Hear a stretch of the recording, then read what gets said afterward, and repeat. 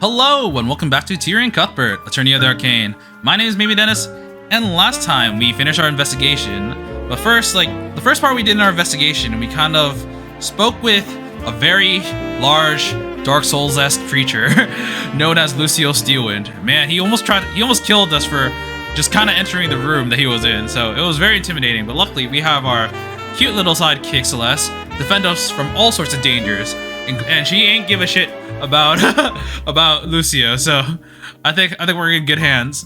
And then after that, we kind of explored Beatrice's room, which now has a new occupant. We found Tracker, our new best friend, who has been out during the night of the murder. This wolf doggo thing was actually the reason why the weapon was found in Beatrice's room. And after kind of following his steps, we kind of formed an hypothesis about how things could have happened. It's seeming like Haroldson, it might be responsible for the murder because of his animal companion. But yeah, we're on to the investigation. I do want to note one thing. So there's a point in the story where we meet Eris, and she alters reality once again. And the thing that she said before altering reality was something like, "Oh, it happens again every time. It seems like animals can see my true form," or something like that. And that has definitely made me doubling down on the fact that she or maybe somewhere in her family is a demon, or they're definitely related to demons in some way, because what do you mean your true form? But right now we're going to go to the trial. I don't know if we're gonna have a pre-trial session. I feel like sometimes we kind of lack those, so I feel like we're probably just gonna jump straight into it.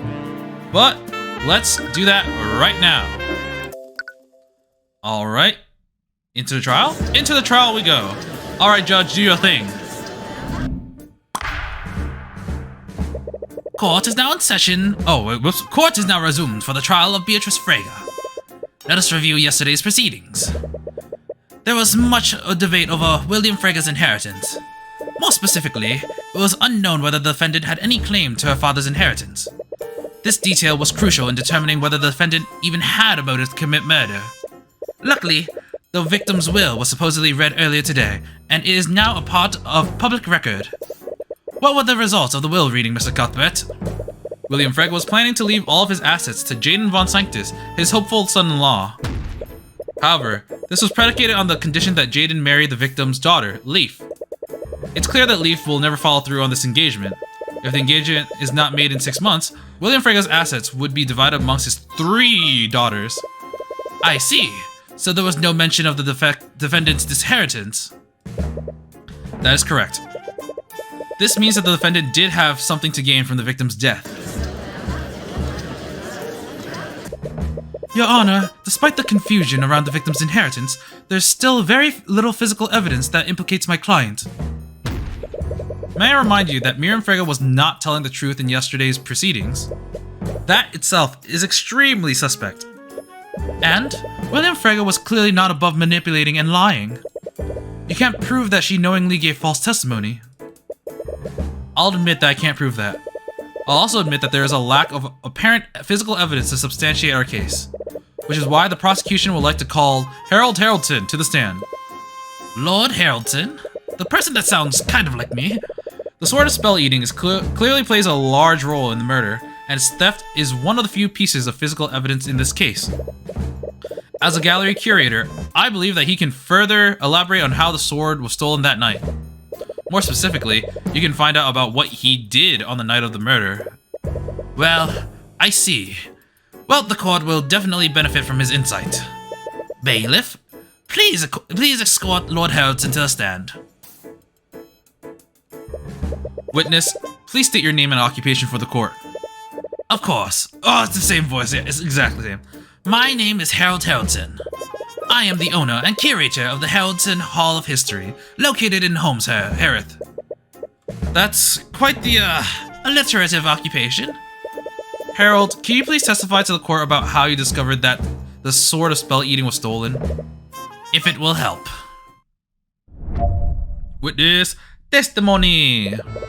I was keeping an eye on my gallery exhibits when I realized that my familiar hadn't returned. I called him telepathically, but he didn't respond. I became worried, so I went around the manor to search for him. About an hour later, I returned to the gallery and discovered that the exhibit that had held the Sword of Spell Eating was completely destroyed. The artifact was missing, so I reported the crime to the knights at the ball and they activated a discreet lockdown. Luckily, we found my sword and my familiar later that night. Oh, he said the sword, but I said mine by accident. So you went to search for your monkey, and that's why you didn't witness the theft? Yes, the thief was probably waiting for me to leave. They must have wanted to commit the crime without anyone seeing them. Or his testimony is completely full of it. His search for Eugene must have been a cover that he's using to hide his actions that night. So how do you prove that? Alright, so the thing sus about this is that, Eugene is his animal companion, so he didn't need to, he would have been able to just, you know, talk to him. The only reason why he wouldn't be able to, if there is an anti-magic field on one of them, or actually no, on both of them, I think. But, having the Sword of Spell Eating allows you to have that.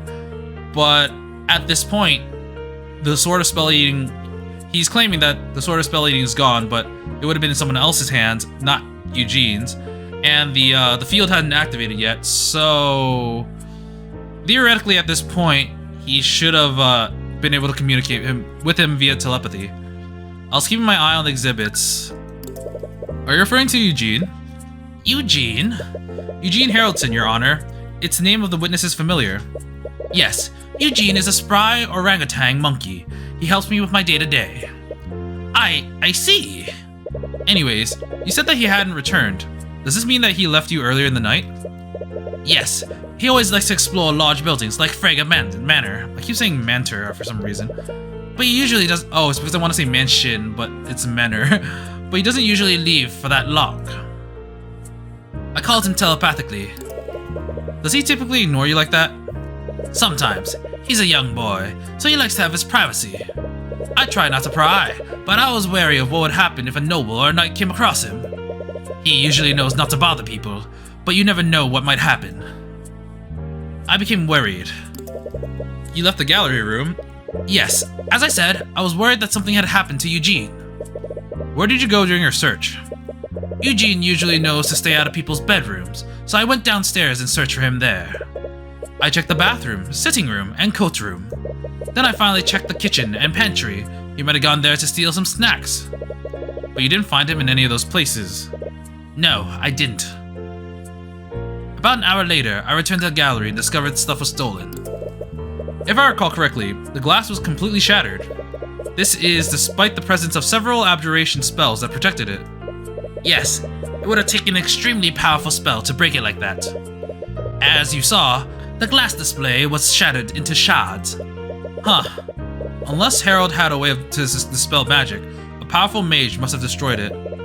Perhaps Harold had Beatrice shatter the glass before she went to the ballroom. The artifact was missing, so I reported the crime to the knights at the ball, and they activated a discreet lockdown. The Sword of Spell Eating makes the wielder immune to magical effects. What use would the lockdown have been? Honestly, not much. The wielder would have been immune to the anti-magic field and the spells that prevented people from leaving. But at that point, the King's Guard just wanted to activate it for good measure. Luckily, we found the sword and my familiar. His statement is missing some details. But what details should you ask him to elaborate on? How did you find Eugene? How did you eventually find Eugene that night? After an hour of silence, he finally responded to my telepathic messages. He met up with me in the gallery before we went to search for the sword. So this would have been after the theft was reported. Yes. You would have had to pick up Eugene after he murdered Lord Frega. This must be the alibi they're using to account for the time that no one could see Eugene. Anyways, this detail could be extremely important. Please add it to your testimony, witness. Harold. Yes, of course, Harold. He says that he went around the manor to look for Eugene. Do you think he's telling the truth? Maybe, but his so-called search for Eugene gave him a good excuse to not be seen by anyone. It's a decent alibi, if not without its flaws. He'll just need to poke some holes in that alibi. Actually, you know, I actually want to get the other statement. Because, I might be able to get, something else. Actually, I don't know if I can anymore. Eugene finally responded with my telepathic messages. I met up with him in the gallery room before they finally found the artifact. His statement just now is missing some details. Okay. How did you find the sword? How did you eventually find the Sword of Spell Eating? The King's Guard and I slowly and carefully checked each room in the manor. After about an hour, we finally found the artifact under the bed in the defendant's room. That must be where Tracker hides the sticks that he finds. Now that you think about it, he's probably the one who stole the Celestis sword in the first place.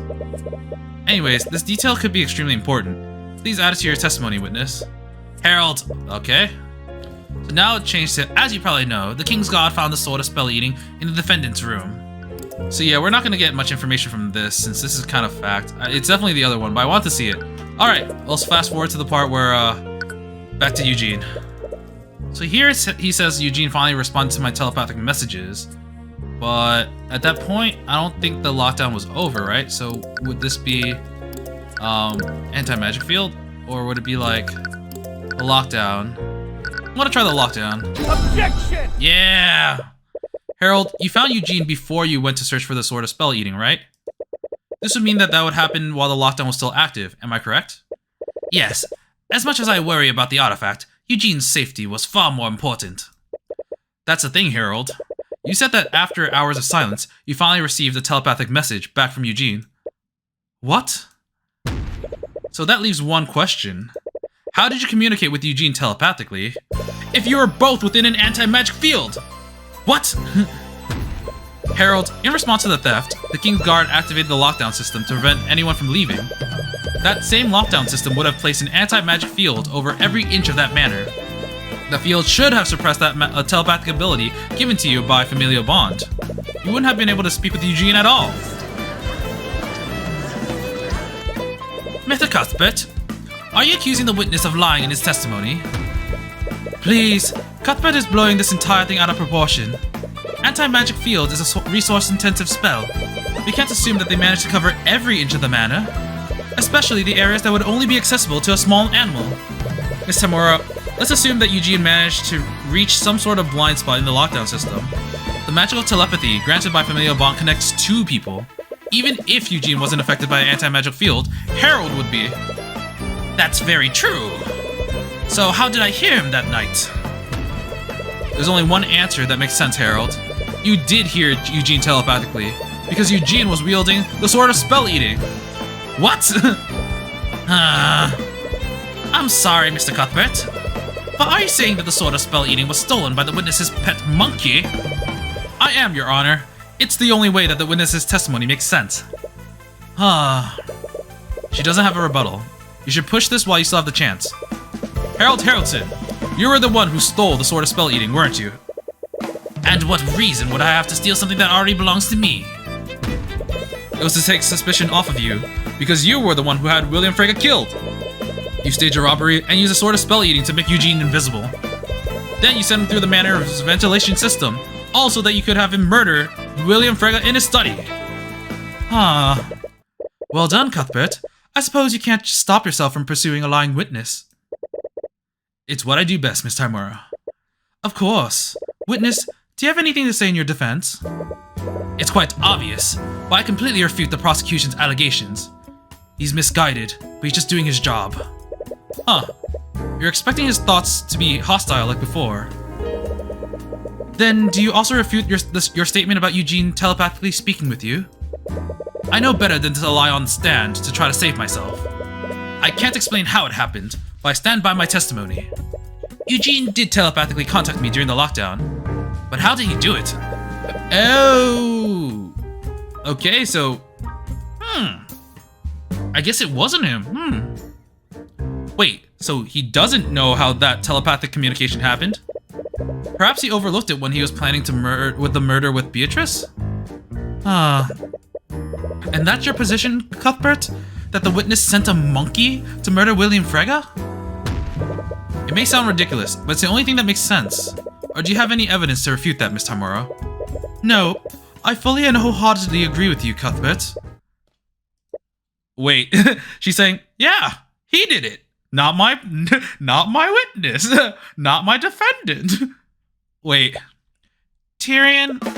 Mr. Cuthbert, did you forget that you're prosecuting Beatrice Frege? Your Honor, even as a prosecutor, it's clear that Cuthbert can't stop himself from finding the true culprit. Wait, I also did mention that the defendant conspired with the witness to commit the crime. Oh, really? And do you have any proof of this conspiracy to commit? Of course you don't. But even so... But let's assume that you did have evidence to prove your statement. If this was really a plot formed by my client and the witness, what would my client even contribute to this plan? From what you said, the plot was completely carried out by Lord Haraldson and his familiar. Well, the glass. He would have needed a powerful mage like the defendant to break the sword's display case and stage a robbery. So a contribution to the murder was breaking some glass. Can you prove that my client shattered the display case? Can you prove that she did so knowing that it would somehow lead her to her father's death? You might have gotten a little bit too eager to prove Harold's guilt. The physical evidence against my client was almost non-existent in the first place. Meanwhile, it seems that the prosecution has just brought forth physical evidence that implicates Lord Haraldson. Physical evidence that is supported by his own testimony.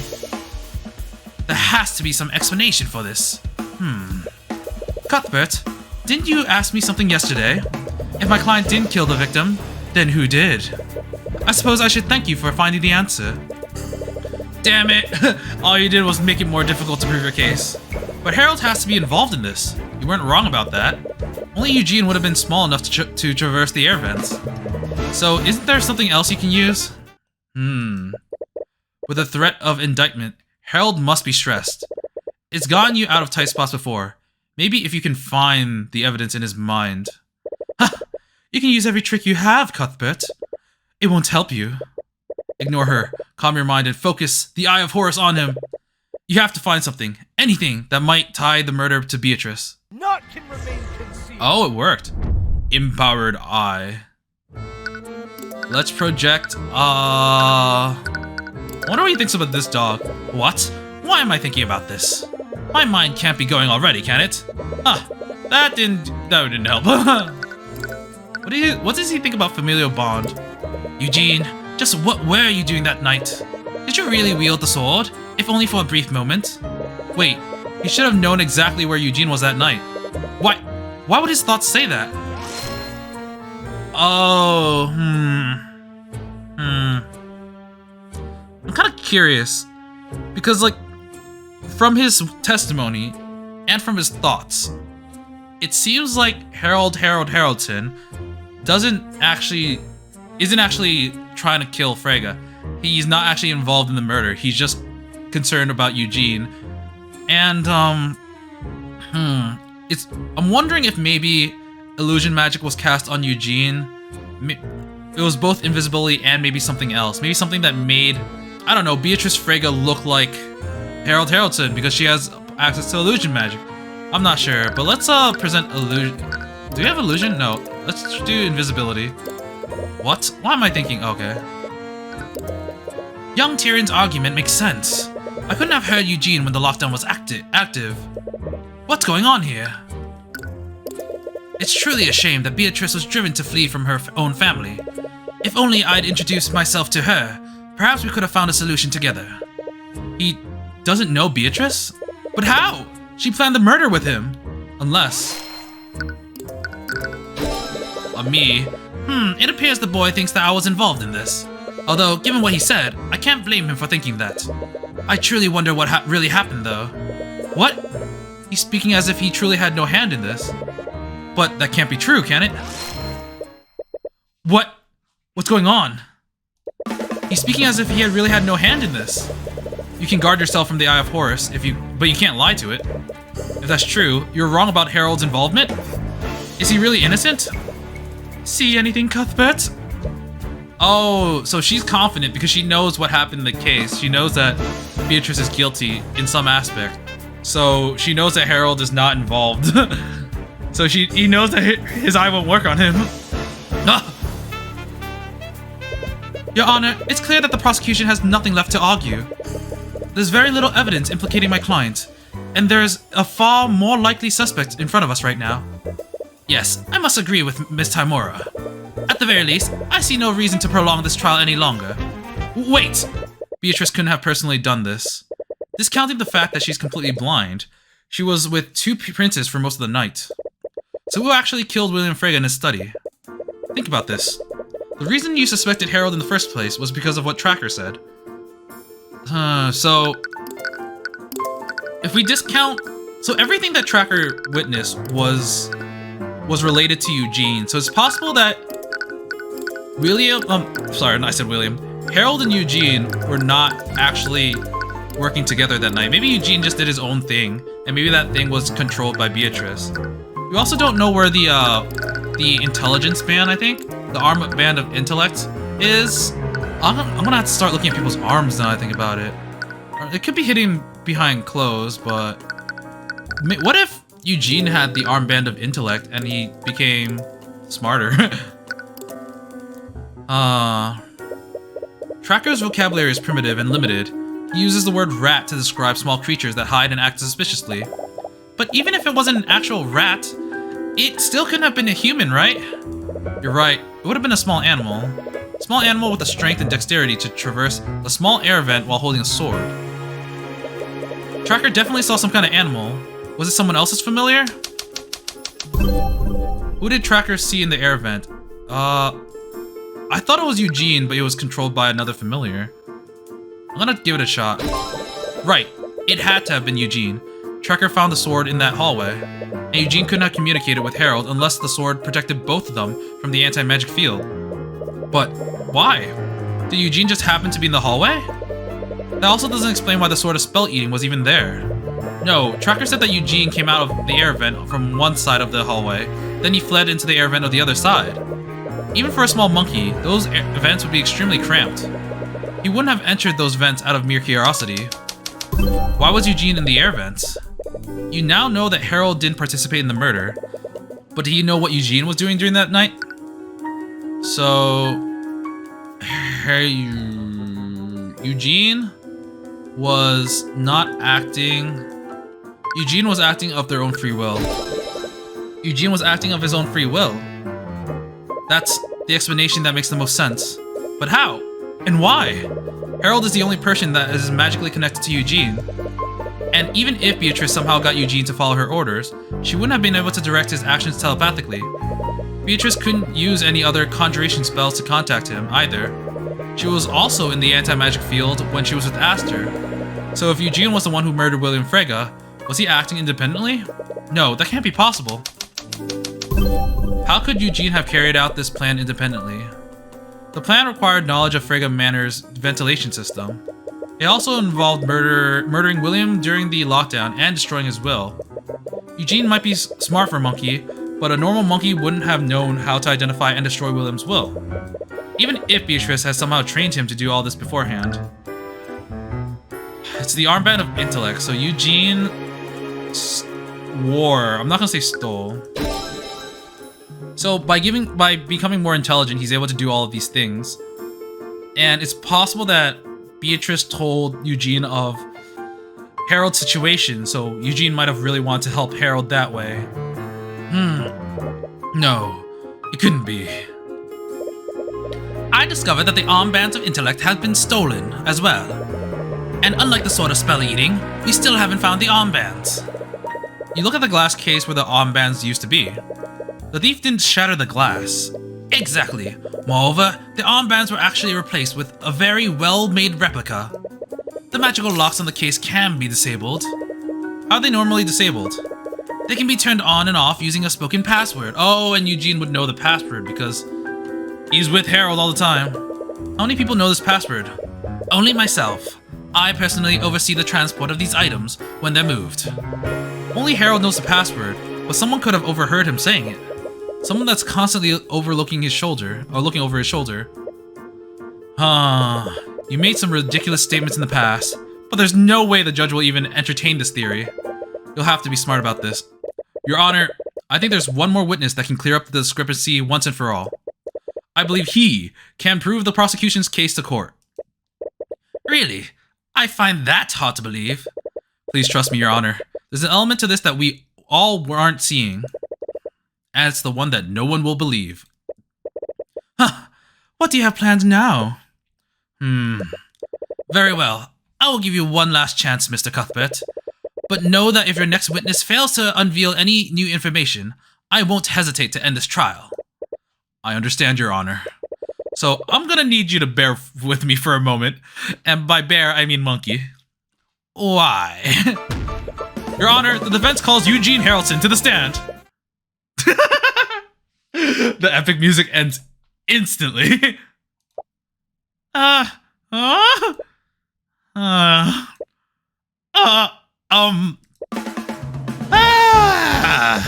Never mind. I retract my earlier statement.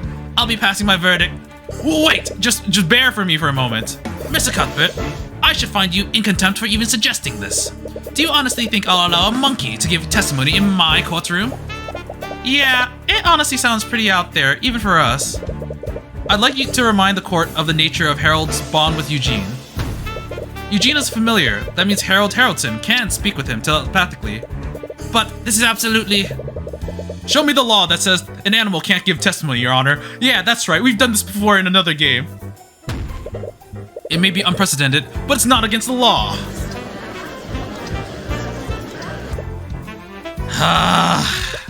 Very well. Your Honor, you can't be serious right now. Are you actually going along with this? Oh, Miss Timura, I am looking for any possible reason not to entertain this. But Mr. Cuthbert has a point. There are no laws against his proposal. So I suppose I must oblige his frankly insane actions for now. Oh my god. Well, I guess it doesn't matter. It's not as if this will reveal anything. I can't believe I'm saying this, but... Bailiff, please escort Lord Harrelson's monkey to the stand. Yeah, we're doing this, Tradition. Witness, please state your name and occupation to the court. I could do without the sarcasm, Miss Timura. Eugene is... Actually, no. I've been dying to give this voice to someone. Eugene is Eugene. Eugene Monkey. Bailiff, make sure the stenographer gets Harrelson's translations. You can't see the armband on him right now. He must be at his normal intelligence right now. Although, how would he even wear them? Perhaps he held them in his hand. They only require physical contact after all. Eugene, did you steal from the gallery on the night of the murder? Eugene never steal from Harold. Eugene respect Harold. Then you'll have no problem testifying about where you went during the Lord's Ball. I can't believe I let you convince me to permit this. Witness testimony. Ugh! Eugene explore house. Eugene look for a new place to play. Eugene also look for spiders. Spiders yum yum. Ugh! You think Eugene steal armband of intellect? Ugh! Eugene never steal from Harold. Harold's friend. Eugene always Harold's friend. Apes strong together. Wow, you did it, Cuthbert. You blew this case wide open. Oh! Is this really going to help us? Look, you'll just have to trust me on this. I trust you? That sentence sounded more like it turned into a question at the end. Oh, cross-examination. Look at him! He's just like, Eugene, explore house. But Harold is an associate of House Frege. Surely you visited Frege Manor before that night. Manor constantly change. William always doing renovations. There always a new discovery to be made. You suppose that makes sense. William certainly had the gold for it. Anyways, what else did you do that night, Eugene? Eugene, look for spiders. Spiders, yum yum. Did you enjoy eating spiders? Spiders good, rich in nutrients. Wait, really? Some cultures in Eastern kingdoms eat roasted crickets. I've tried them. They're actually not that bad if they're prepared correctly. I don't think I could ever be that adventurous. Can we please stay on topic? You think Eugene steal armband of intellect? I wasn't accusing you of anything, Eugene. Perhaps you accidentally unlocked the case and took them, thinking that they were some sort of toy. This could all be an honest mistake. Eugene not dumb. Eugene know how important artifacts are to Harold. Eugene never take them from him. Eugene never steal from Harold. Harold friend. You might not have knowingly done it, but perhaps you took one of the artifacts by accident. Eugene never do that. Then how do you explain your brief contact with the Sword of Spell Eating? Harold couldn't have telepathically contacted you unless one of you was wielding it. Eugene don't understand question. Right. He wouldn't understand how the sword works without his heightened intelligence. Unless... Eugene always Harold friend. Ape strong together. Did you consider yourself close to Harold? I would guess so. They literally have a magical connection with each other. Right. I suppose the bond between a mage and his familiar would require a lot of trust. Harold saved Eugene from bad man years ago. Eugene would never betray. So you're a rescue? Bad man locked Eugene in cage. He tell people to throw peanuts at Eugene. Harold take Eugene away from that prison. Lock up bad man. He seems to genuinely care for Harold. Could that be why he did this? He clearly feels indebted to him. That might have been his motive. Tyrion! I know it looks bad. But I swear it's more there's more to this than meets the eye. If you say so. There has to be something in his statements. He had to have been wearing the armband on the night of the murder. Which thought revealed that? Think about how Tracker spoke. Is there anything different in the way Eugene is speaking right now? Oh, we don't have a... Oh, wow. We don't have a present. We have an interpret. I'm kind of curious, how does this work? Objection! Oh, whoops. Your Honor, the witness's thoughts contradict the evidence. Mr. Cuthbert, the witness's statement was many things. It was not contradictory. Right, I suppose I see what you mean. Oh, that's what we're supposed to do, okay. I kind of forgot because we haven't seen interpret in a long time. It's probably... maybe this? Objection! Yeah. Wait a minute. Eugene... Oh, because he said armband of intellect, but he wouldn't... I think based on his intelligence, he wouldn't actually know that. He would just think it's banned or something. Eugene, I asked you before if you stole anything from Harold's gallery. Eugene, no. Eugene would never steal from Harold. Cuthbert, don't waste our time by having him repeat that statement. The thing is, Miss Tamura, that's not the same statement he made in his testimony. I asked the witness if he stole an artifact from the gallery. I never mentioned the armbands of intellect. Ugh! What are you talking about now? The witness lacks the understanding to differentiate between the artifacts. It was clearly just a simple mistake. It's not just the fact that he named the wrong artifact, Miss Tamura. It's the fact that he used its actual name. I'm afraid I don't understand what you mean, Mr. Cuthbert. Your Honor, animals can't speak the same ways humans do.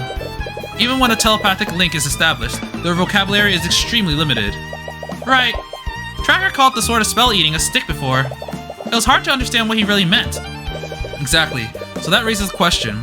How did Eugene know that they were called the armbands of intellect? Wait, how did he know? The armbands were stolen during the Lord's Ball and were replaced with a well-made replica. Where are the armbands of intellect right now? If he had worn the armbands when he was sneaking through the events, he would have never had the opportunity to put them back. And the armbands are still missing. I think Eugene probably has it at this moment. Oh, he's wearing the armbands right now, but he's acting dumb. It can't be. Is he really?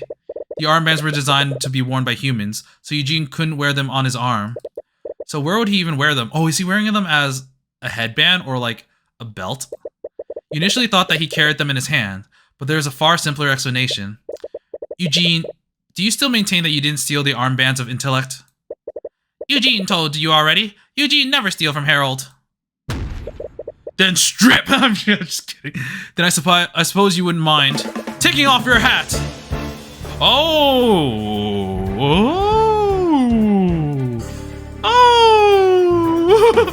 That's a smart monkey.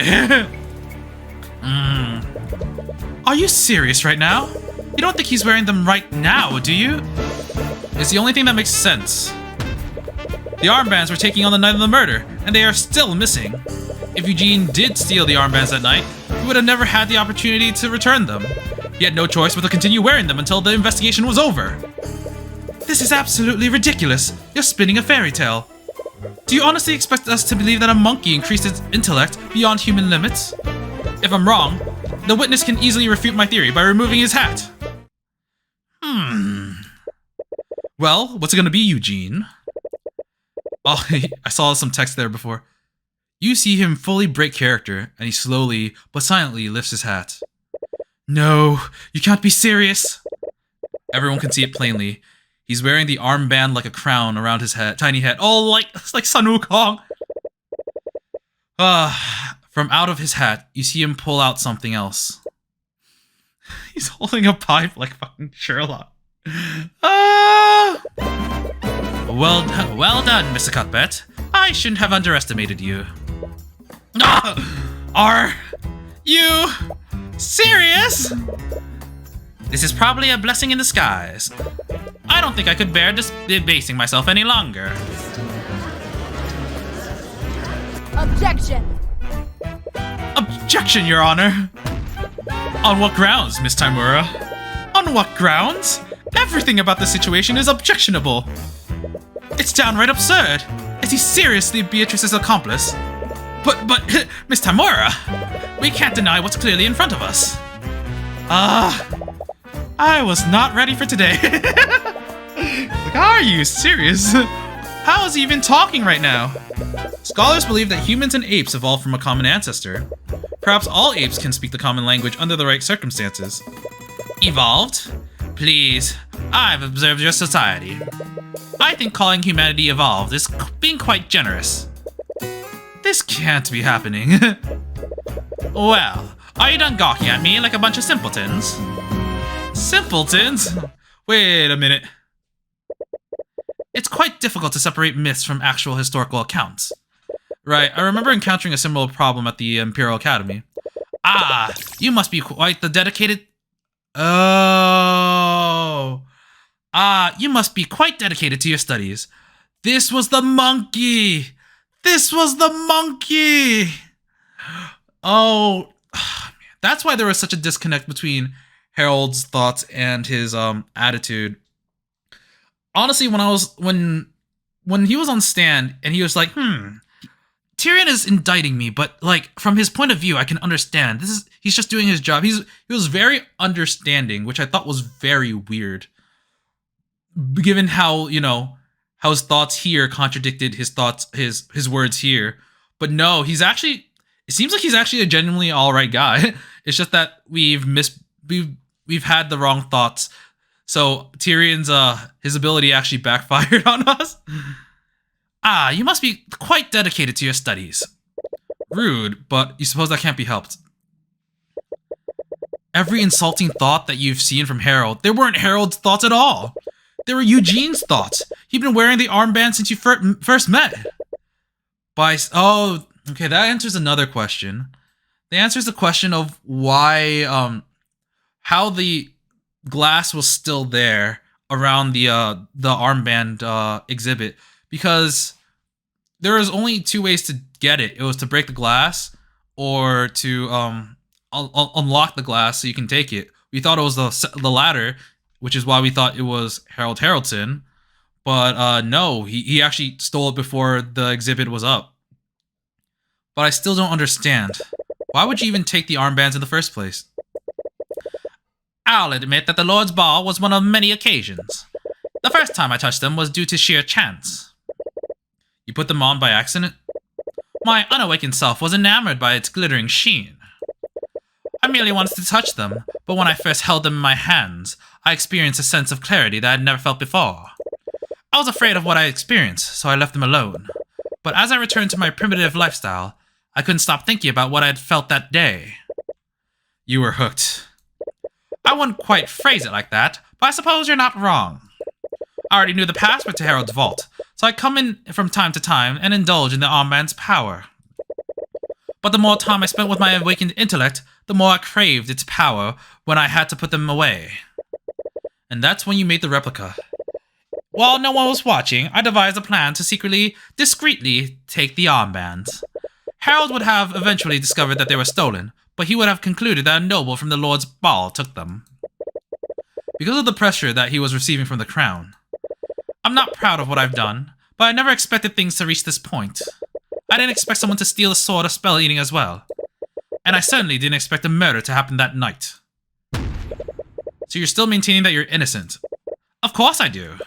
I stole the armbands, but I did not murder William Frege, nor did I take the sword of spell eating. Allow me to elaborate.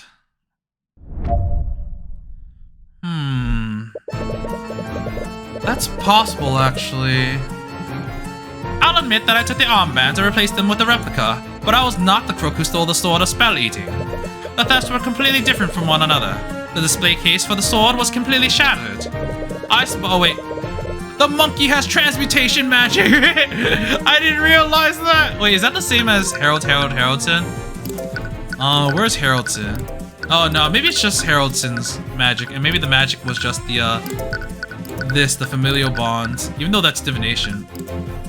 I spotted the sword when I was exploring the manor. It was lying in the middle of a hallway. I wondered why such an important artifact would be lying there, so I took a closer look to inspect it. That's when I heard Harold call out to me telepathically. The sword must have protected me and Harold from the anti-magic field. I wanted to take the sword and return it, but a wild dog chased me away from the scene. He has a point. He didn't need to shatter the display case of the sword. Yeah, he already knew the passwords, but Tracker did say that Eugene was the one who dropped the sword. Furthermore, he escaped into the air vent that led into William's study. His actions that night were definitely not as innocent as his testimony implies. He must have lied somewhere. So I see the lie. He's saying that he found it just in the middle of the hallway, but the dog, Tracker, saw him come out from a vent and into the other vent. So that's not right. Unless Tracker saw some other animal, but like, I mean, maybe. I don't want to believe that the monkey did it, but the monkey is smart. But yeah, I mean, I feel like at this point my hypothesis is that the monkey killed or was part of this crime for Haroldson because he knew that Haroldson was in a tight spot. But it's kind of a stretch that it would result in murder. I'll admit that I took the armbands and replaced them with a replica. You stole the armbands by using Harold's spoken password, am I correct? Yes, I sat on his shoulder most of the time. He obviously never suspected what I'd do, so it was a simple matter of listening to him when he transported the artifacts to Freyga Manor. Can I assume that you knew the passwords for the other displays as well? I do, and I can easily demonstrate it. You doubt that he'd lie about that when you can easily check. Even so, you already lied about not stealing the armbands. Why should we believe you now? The answer to that lies in the physical evidence. The thefts were completely different. How do we know that you didn't shatter the glass to cover your tracks? Harold's passwords nullifies the locks, but they don't nullify the magic that protects the glass. Harold told you himself, didn't he? Only a powerful mage could have shattered the reinforced glass. But as a familiar, magic can be cast through you. Only Harold can cast magic through me, and I can't cast any spells by myself. Okay. And even if I could, Harold's spell compendium doesn't have a spell that's powerful enough for that. His logic is sound, but if what he's saying is true, who shattered the glass? Anyways, I spotted the sword when I was exploring the manor. It was lying in the middle of the hallway. But that location was near Freyga's bedroom. Don't tell me that you... What do you take me for? I know what a bedroom looks like, and I never enter one uninvited. Then why were you there in the first place? I was coming back from the rooftop garden, but I suddenly felt something interfering with the armband's magic. The anti-magic fields. Yes, I was worried that something had happened, so I made my way back to the gallery to meet up with Harold. I see. Could you have this to your testimony? Very well. I wonder why such an important artifact would be lying there. And that's when you made contact with it? Yes, I was quite surprised too.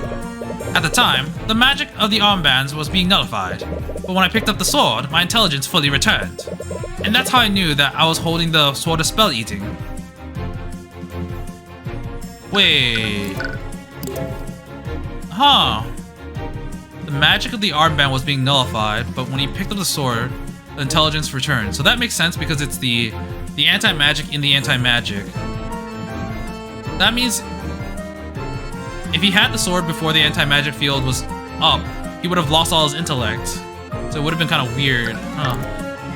That's when I heard Harold call out to me telepathically. The sword must have protected me from Harold. Oh, me and Harold. Whoops. Was this the first time he tried to contact you this night? No. He had telepathically messaged me earlier that night.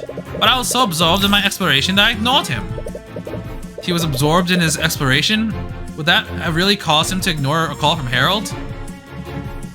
Actually, he said he added a statement, right? Oh, here. I want to press this actually before the last one. So you're heading directly from the rooftop garden to the gallery. But do you honestly expect us to believe that someone just left the Sword of Spell Eating in that hallway? Think what you will, but it's the truth. Perhaps the murderer left it there after they were done using it. If the King's Guard found it there, they would have had no idea who stole it. That does sound possible, but you shouldn't be so quick to believe him. Alright, last statement. I want to take the sword and return it. Didn't you have enough time to grab the sword? You were holding it after all. I'm not proud to admit it, but my survival instincts took over. At that point, I was more concerned about escaping that wild animal. You suppose that does make sense.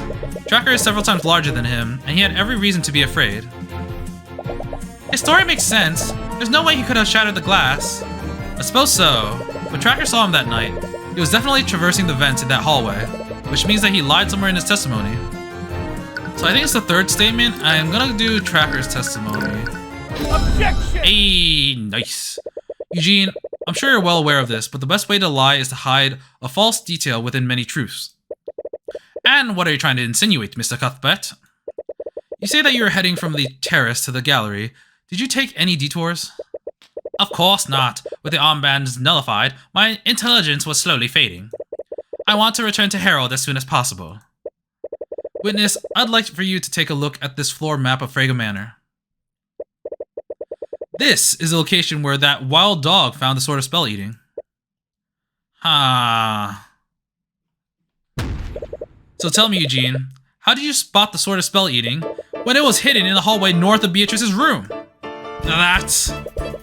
Why are you nitpicking such an insignificant statement? He probably just got distracted and went down the wrong hallway. Mr. Mura, Eugene came from the rooftop garden. He was so adamant that he went directly into the gallery to reunite with Harold. Even if his intellect was muddled, he was intent on reuniting with his worried companion. He definitely took the direct route, but if he did, he would have never been able to see into that hallway. I see your point, Mr. Cuthbert, but what does this mean? It means that the witness lied about where he was before he discovered the Sword of Spell Eating. He wasn't coming from the rooftop garden. He came from the air vents in that specific hallway. Ah! So why were you in that hallway, Eugene? You lied in your testimony. Was it because you want to hide what you were really doing that night? Admit it, Eugene. You snuck through the air vents to avoid detection. Then you used the air vents in the hallway to break into William's study. After that, you murdered him using his letter opener, didn't you? That's not what I went there to do. So you went there. No, I didn't mean...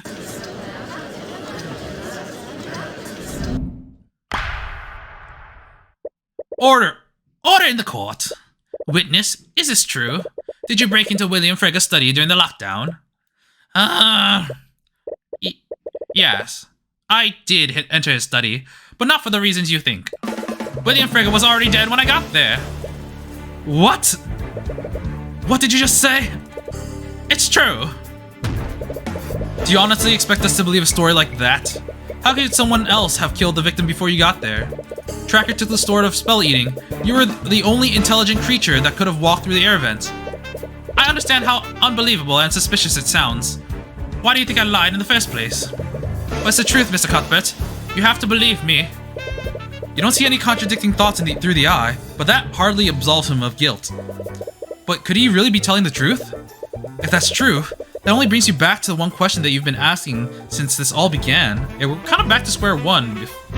If he's telling the truth, we still don't know who killed him. Who really did this? Okay, Eugene. Let's assume that you're telling the truth. Do you actually believe me? Let's not get ahead of ourselves. You're still my only suspect for this. But I know better than anyone about jumping to conclusions. So I'll give you the benefit of the doubt for now. I see. However, if you want to absolve yourself, I need you to tell me about what you really saw that night. There might be something, anything that might point to who really did this. Very well. I'll tell you what I saw. Although, I doubt you'll believe me. I get the feeling it's probably another animal companion, or a familiar. I discreetly made my way to that hallway through another air vent. I exited the air vent in the hallway and tried to leap to the other side. I'm not sure if it was my waning intellect or my desperation, but I collided with something that I didn't see. I fell to the ground and found the sword of spell eating laying next to me. I want to retrieve the sword, but that wild dog forced me to retreat. After that, I continued to make my way to the study. And that's when I found William Frege. He was dead on the floor and lying in a pool of blood. And, as if I were blessed by the Scaled Lord himself, I found the will that he was drafting, so I destroyed it. Oh, that would make sense. Something was invisible, but also kind of small. But I guess in this case, so I know in D&D, invisibility ends when you make contact with something else. But if you have greater invisibility, which I'm assuming this invisibility is, you can still hit someone or take damage and still, remain invisible. I'm gonna read this just in case. No, it doesn't say anything about contact here. Frankly, Mr. Haraldson, I find that story very hard to believe. I assumed as much, but you know what they say. Truth is stranger than fiction. I like this. Isn't it more likely that you murdered the victim? You're clearly trying to cover up what you did by saying that he was already dead. Honestly, I don't know what to think.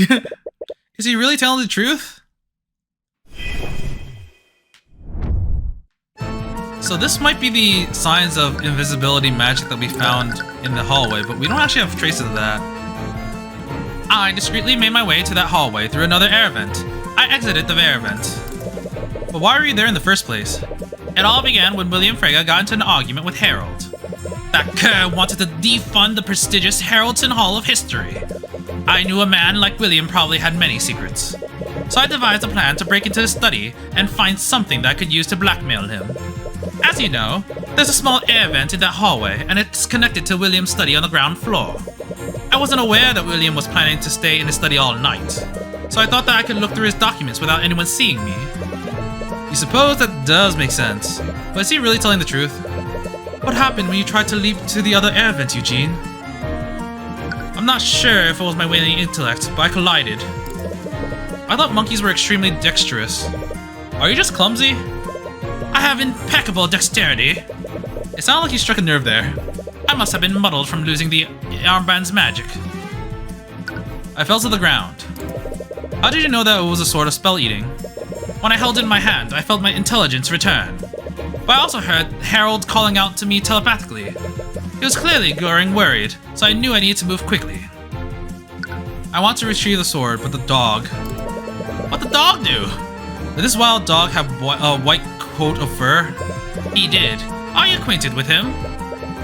Something like that. He calls me a king. Well, next time you meet him, tell him that I don't appreciate being called a rat. I'm a proud orangutan. You can understand him? I picked up a little of the canine language throughout my life. I am also fluent in squirrel and pigeon. I can also speak owl, but I admit it's barely conversational. As much as you want to test the validity of those claims, they're not relevant to the case. Well, I can speak with all animals. What happened when you entered the study? And that's when I found William Frege. He was dead on the floor, lying in a pool of blood. It seems awfully convenient that he was murdered before you arrived. I know how it may seem, but I am telling the truth. And do you have any explanation for how the assailant broke into the study without the sword? I, unfortunately, do not. Please, it's obvious that your testimony doesn't match up with the evidence. Whoever did this either entered through the vent, or they used the sword to nullify the lock. I mean, the person who had this, the person that you bumped into, or the animal that you bumped into, had the sword, so yeah. And your own testimony states that the sword was abandoned in that hallway. It doesn't match up with what you thought happened, but does it really contradict the evidence you have? Anyways, what did you do when you discovered the body? It was only a matter of time before someone discovers the body, so I quickly searched the room for something else I could use. Let's see, and if I would bless, I found the will. So you were the one who took the will? I've been trying to find it. What did it say? I was pressed for time, so I didn't read the entire document.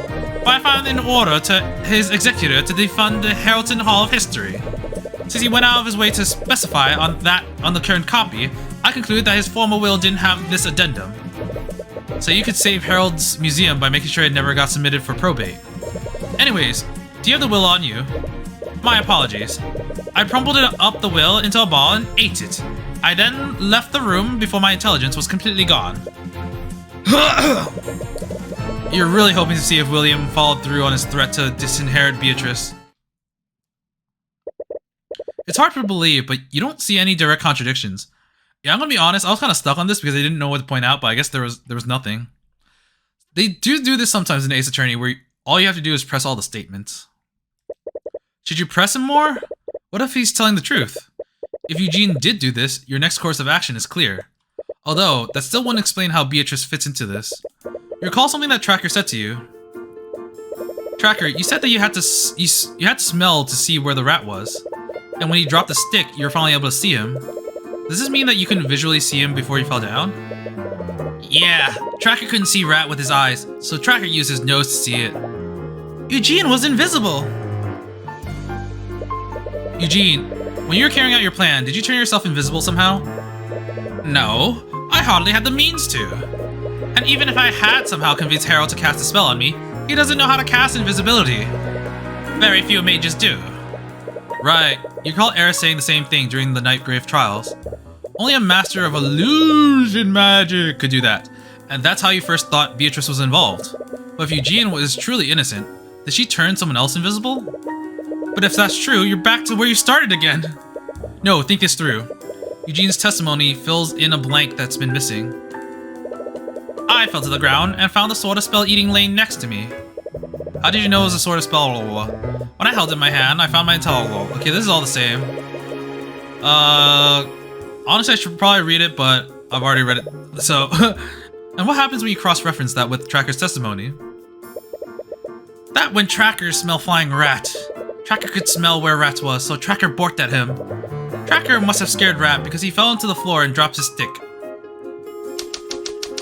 How did the sword of spell eating end up in that hallway? So where does that lead us?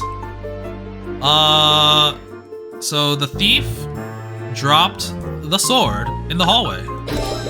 The thief dropped the sword in the hallway, but how does that make sense? Did they hide the sword there like you originally thought? No, that hallway was closed to the gallery. There are plenty of better places to hide the sword. If it weren't for Tracker taking it, it would have been found even sooner.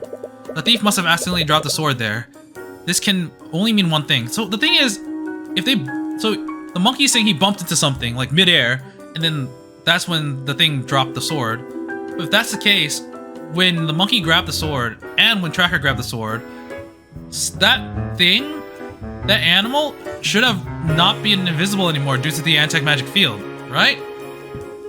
This can only mean one thing. Why was the thief in that hallway?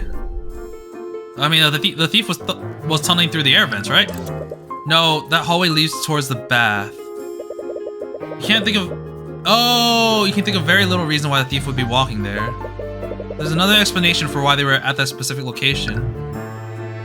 Oh wait, so actually, I was thinking that they both leaped towards each other when they were crossing the air vents, but no, it could have actually just been a person there. And yeah, it could have been a person holding it. Now I think about it. So it's a thief. The thief was sneaking outside of William's study. Nope, never mind. Breaking through William's study? Was walking through the hallway? Sneaking through the hallway? Oh, there we go. The thief was also sneaking through the air vents. Oh wait, that's what I originally thought. Damn, I feel dumb. I guess I worded it wrong. That's the only reason why they would be there. But that would imply that the thief was as small as Eugene. Could it have been another familiar? And if so, why didn't Eugene notice them? Wait. I'm not sure if it was my waning intelligence or my desperation, but I collided with something that I didn't see. He collided with something that he didn't see. In other words, it was something that wasn't visible to him. As a master of illusion magic, Beatrice is one of the few people at the ball that could cast invisibility. Beatrice would never trust anyone. Oh, they're not saying Beatrice. Did Beatrice turn into an animal and kill this thing? No, but she was. No. Because A, she's an accomplice, she didn't murder him. And B, she has an alibi for not committing the murder because of the princes. But if it was her familiar, she could have still done all of this. So yeah, it's probably that. Beatrice would never trust anyone enough to work together like this. But she's completely blind. She wouldn't have much of a choice. Even so, She's not the type of person to trust her accomplices to stay quiet. She'll find a way to carry out a plan herself, and she'd only employ someone else's help if she had full control of them. Have you been approaching the situation incorrectly this entire time? Through the, you knew that Beatrice was involved somehow, but you just assumed that she was one part of a larger plot. Breaking the glass and the casting of invisibility, those were the elements that you knew that she was involved with, but it never really fit together. Not unless she was the one pulling the strings the entire time. And there's only one way she could be in control the entire time. What did Beatrice use to commit the murder? Animal companion! A couple of memories flood into your mind. A familiar is a creature that a mage has formed a magical contract with. With that contract, our souls are bonded. So I can speak with him telepathically. I could even see through his eyes and cast my spells through him if I wanted to. Really? I never knew that a spell like that existed. It's quite rare. A few mages take the time to learn how to cast it. Hi, I'm Tyrion Cuthbert. I'm Miss Tamura's ward. You extend out your hands to shake hers. She has an aristocratic air to her, so you hope that you're not being too informal. Oh, there we go, invisibility. Instead of taking your hand, she claps her hands together and takes a deep breath. What? Ah, sorry, I didn't mean to do that. It's a bit of a habit of mine. Oh. Nevertheless, she finally shakes your hand. I heard much about you, Mr. Cuthbert. My name is Beatrice. You didn't know that she was blind back then, so you barely even noticed. But how did she know that you were holding out your hand? Oh, so the reason why we don't know whether or not she has a familiar is because she has a familiar, but it's always invisible. She always keeps them invisible. Well, do you have any other questions for me? If we're wrong about this, Beatrice will surely be acquitted. And after that, the Inquisition will turn their attention to Harold and Eugene. But there's only one way to know for sure. Your Honor, the prosecution has no further questions for the current witness. He is dismissed. What? I see. You have something else planned, don't you? Yeah, and I actually need your help. Really? You tell her about your plan. Really? I feel like you're making some big assumptions there. Wouldn't the Inquisition check for something like that? Oh wait, what? Was that her? Yeah, wouldn't the Inquisition check for something like that? I know, it's the best play we have. Do you remember what Steelwind said yesterday? But the moment the gods saw the body, one of them cast Detect Magic. With that spell, they could have seen any invisible people hiding in this room. Wait, you can use Detect Magic like that? Of course, it's standard procedure. Like all spells, invisibility leaves traces of magic on the person it's cast on. So mages can use Detect Magic as a way to see through invisibility. If everything goes the way I think it will, you'll be able to confirm its location. Once you do that, you just need to reveal it to everyone. Alright, I'll follow your lead then. So, Mr. Cuthbert, how do we proceed? Your previous witness brought about more revelations than I could have ever guessed. However, you still haven't given a substantial explanation about how the murder occurred or who actually did it. I understand that, Your Honor, but it will all make sense after I call my next witness. Another witness? I understand your hesitance, Your Honor, but everything that we learned throughout these trials is finally coming together. And this final witness will tie it all together in a perfect knot. Your Honor, the prosecution calls Beatrice Frege to the stand. Seriously, Cuthbert? You went to all that trouble just to end up calling my client to the stand? You and your client have the right to refuse, Miss Tamura, but I wonder how that will reflect on your client's character. It doesn't really matter. She's already standing here with Miss Tamura. You can carry out your plans regardless of what she decides to do. But it will have much more impact if you can bait her into lying on the stand. My client says that she's willing to testify. However, we would like to propose a short recess. With these new developments, I'm sure that you can understand that we have much to discuss. I see no reason to grant the defense's request. Oh, I see no reason not to grant the defense's request. Is this really okay? If we give them time to prep, they might realize what we're doing. I know, but I don't think we have anything to worry about. We've been building a psychological profile of Beatrice since the case began. It's hard to read her expressions and emotions, even with the Eye of Horus. She keeps herself guarded and keeps her true intentions unknown.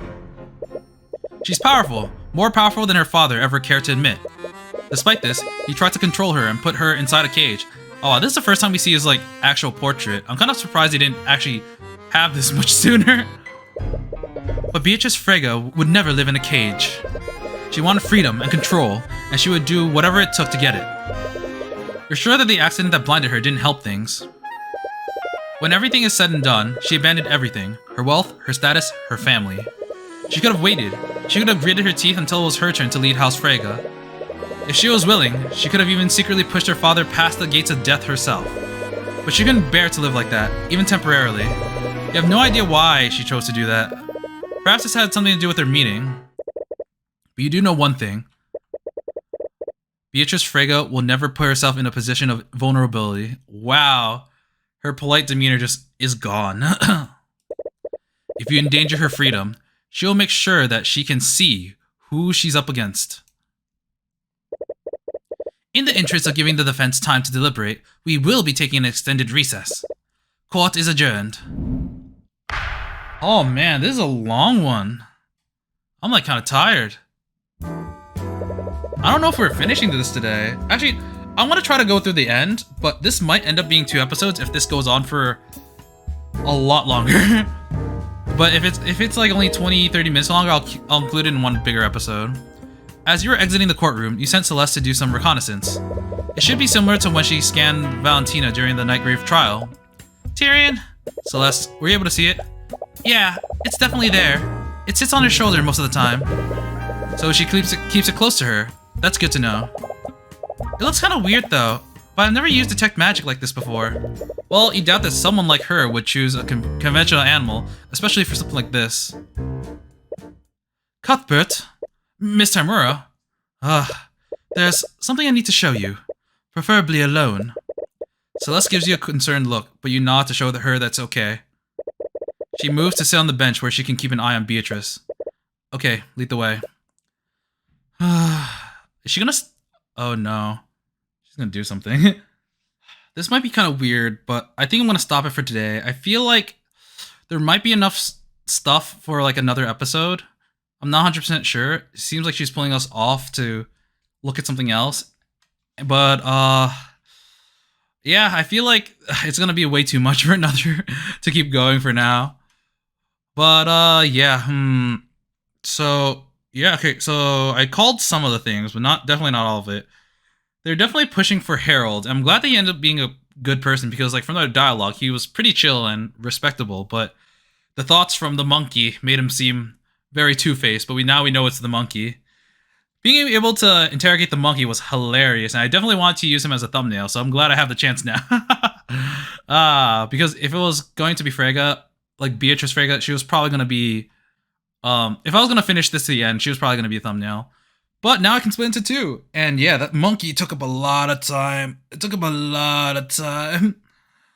But it was good, and things make a lot more sense now. So Beatrice Frege had her own familiar.